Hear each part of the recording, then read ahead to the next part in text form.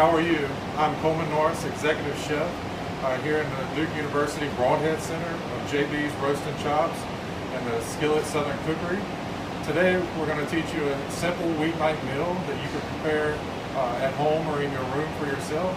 And it's something that my wife and I like to make a lot for our kids. We can put it in the crock pot in the morning or throw it in the Instant Pot and in the afternoon when we get home and have a meal ready in under 20 minutes. Today we're going to serve our white chicken chili with the Southern style cornbread. So our cornbread recipe, we have some cream style corn here with some whole unsalted butter. So we just whisk that a little bit, make sure the butter is mixed in with the corn there, and then we're gonna add the rest of our wet ingredients, our 3 eggs and 1 cup of milk. Also already in with the corn and the butter, I had a little bit of Yanceyville honey there. Our owner, his uncle, has bees up in Yanceyville, and so he provides us with local honey each year, which is really nice for us. So once we have our wet ingredients in, we're going to go with our dry here. We have some North Carolina fresh yellow cornmeal, all right, about a cup of that. And then we have all-purpose flour here.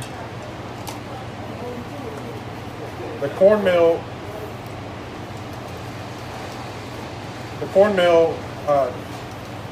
in the South is very popular, just traditional crop.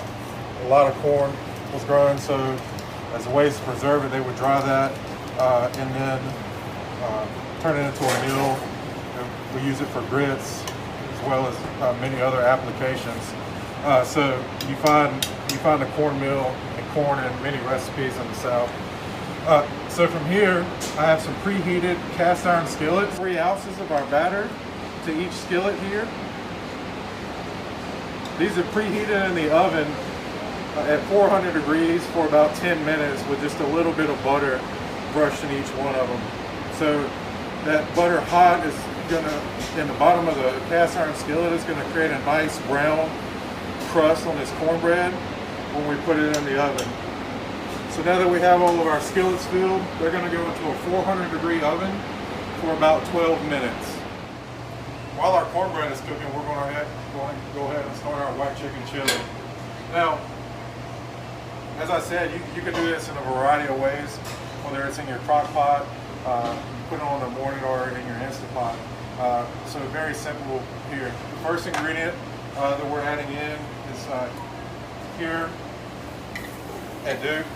In our restaurants, we use all natural NAE, so no antibiotic ever chicken. This was cooked on our wood burning grill in JB's, so we're using a leftover ingredient to make our soup. So we got our chicken in the pan. You could just stop at your local deli, Harris Teeter, Fresh Market, anywhere, and pick up a pre-cooked rotisserie chicken and pull that meat right off the bone.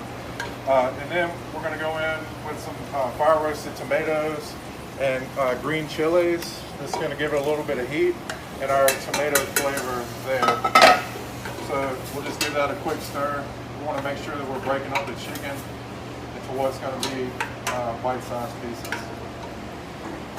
So if I'm cooking this on the stove, at this point I have it over a nice high heat.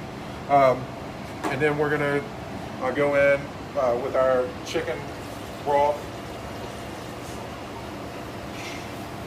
You'll see in our recipe it calls for 3 cups. I'm making a little bit bigger batch today. This is something that if you do happen to be on campus right now, we're going to have this soup as a special tomorrow in the Southern Skillet. So if you see this, you can stop by and enjoy the soup. So now we got our chicken in there, our fire roasted tomatoes, rotel, whatever you choose to use from the store, and our stock.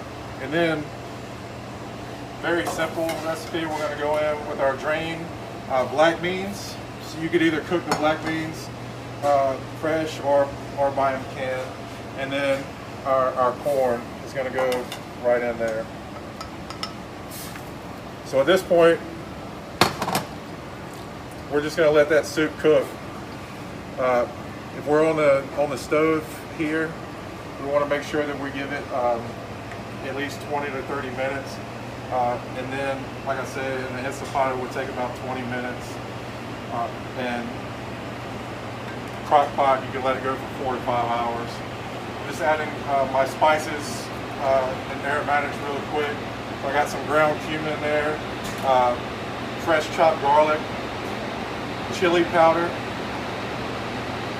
and always salt and pepper.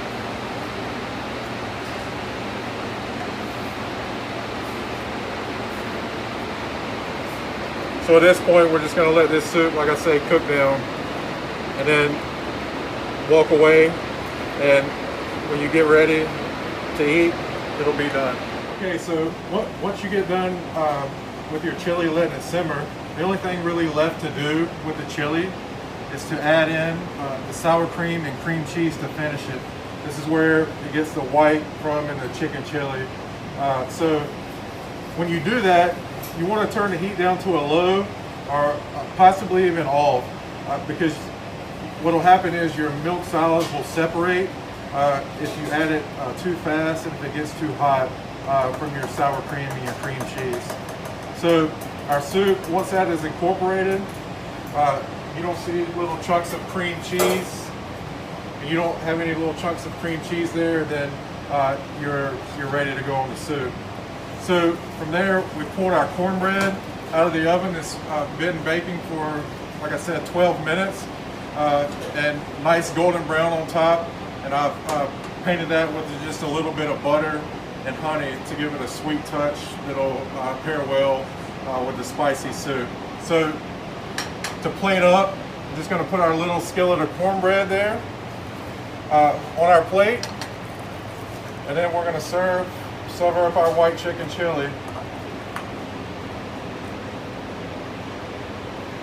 I like to get plenty of meat and beans and corn in first to make sure it's a nice hearty meal, complete meal, vegetable starches, and then finish it with the broth here.